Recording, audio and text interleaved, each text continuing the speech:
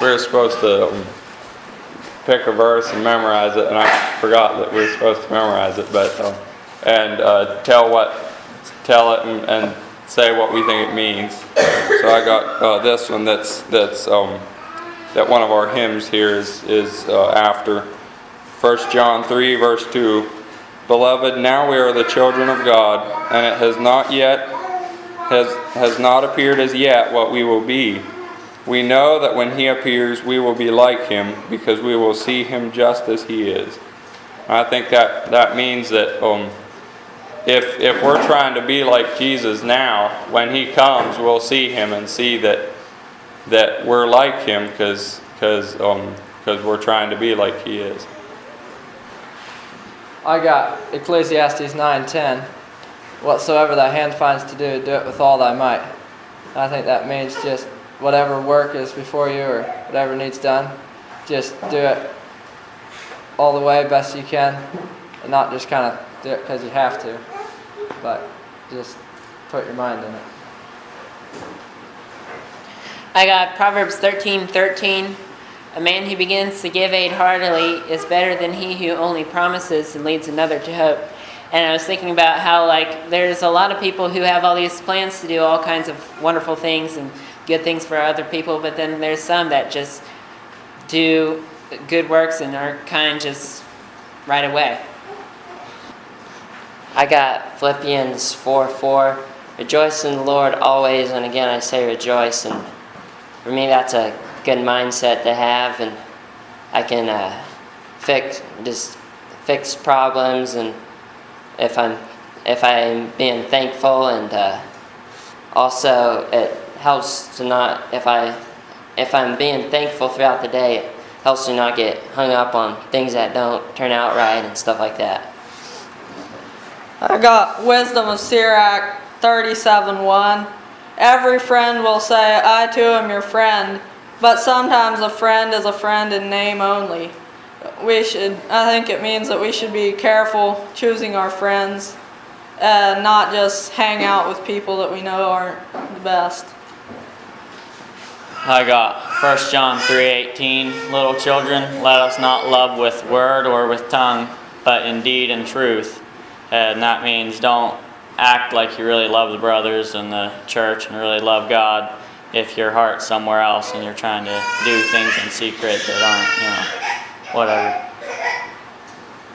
I got Psalm 71 verse 2.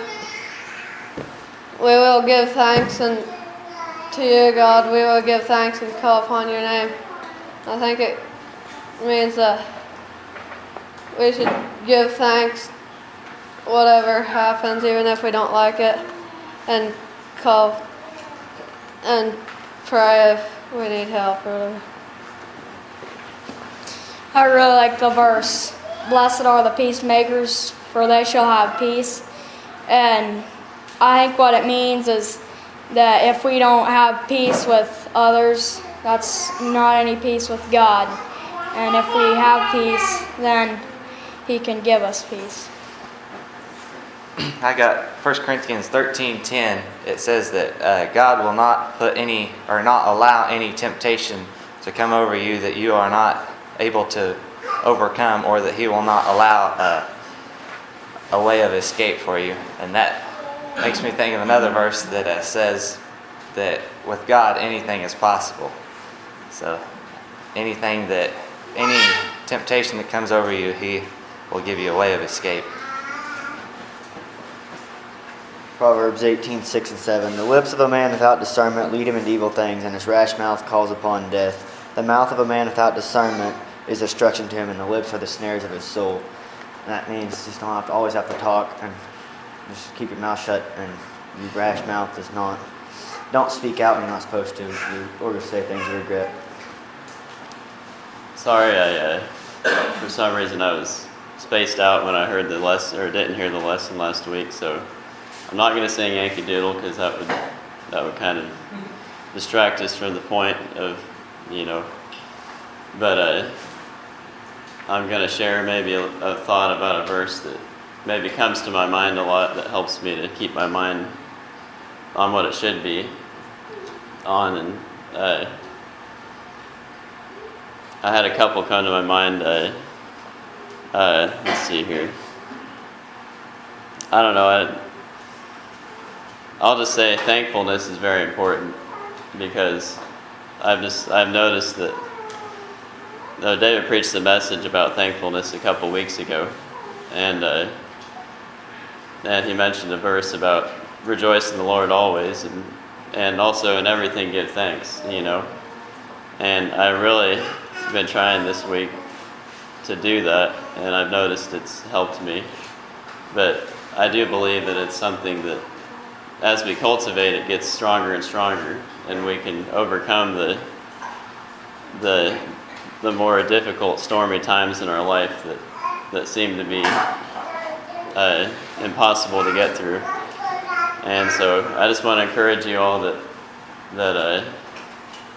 not that I should be an encouragement to you all, but because you all encourage me, we encourage each other. But if we keep cultivating these things that aren't not something we feel all the time, but we can choose to cultivate thankfulness and love for one another, and work toward just being better people, and that's a very wonderful thing. Well, that's another verse. Jesus, for the joy that was set before him, endured the shame of the cross. And we can have that same mindset, you know. We can look at life like, just look at all the bad things, or we can glean the good out of that and look past those things that we think are bad and overcome them. So, Lord bless you all. I had Proverbs 19:22. Mercy is fruit to a man, and a poor righteous man is better than a rich liar. And doesn't matter what you have in this world, if your word ain't no good, you don't have anything. That helps me to just always tell the truth and just do what you're supposed to do. So if you don't have your word, you don't have anything. Romans 12:21. Do not return evil with evil, but return evil with good.